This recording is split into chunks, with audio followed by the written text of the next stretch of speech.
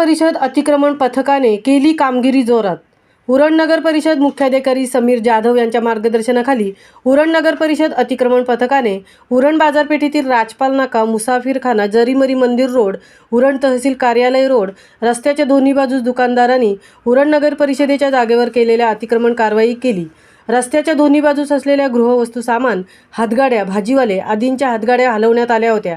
उरण नगर परिषद हद्दीतील उरण बाजारपेठेत नेहमीच वाहतुकीची कोंडी होत असते, त्याचा त्रास नागरिकांना सहन करावा लागत आहे।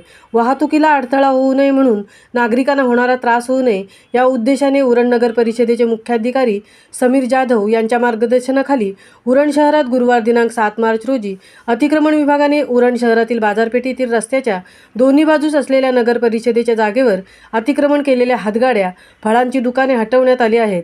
त्यामुळे रस्त्यावर होणाऱ्या वाहतूक कोंडी कमी झाली व नागरिकांचा त्रासही कमी झाला आहे। या मोहिमेत पथक प्रमुख नरेंद्र उभारे, हरेश जाधव, महेंद्र साळवी, धनेश कासारे, अनिल कासारे, सुनील जाधव, कैलास राठोड, सिद्धार्थ कासारे, दिलीप गायकवाड, नरेश पावसकर, मेहबूब मकानदार व उरण नगर परिषद अतिक्रमण अधिकारी, कर्मचारी, कामगार आदी सहभागी झाले होते। उरण शहरातील बाजारपेठेतील रस्त्यालगत असणारी दुकाने ज्यांनी उरण नगर परिषदेच्या जागेवर केलेले अतिक्रमण वेळोवेळी हलवण्यात येईल। वेळोवेळी अतिक्रमण भरारी पथक काम करणार आहे। बाजारपेठेतील रस्त्यावरील केलेले अतिक्रमणे उठवण्यात येईल।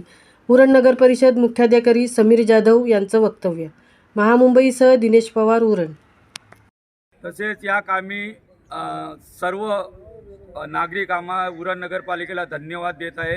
आमच्या या पथकाने आमचे पथक प्रमुख उभारे साहेब यांच्या आधिपत्याखाली आम्ही आज कारवाई केलेली आहे, हे आपणासमोर दिसत आहे।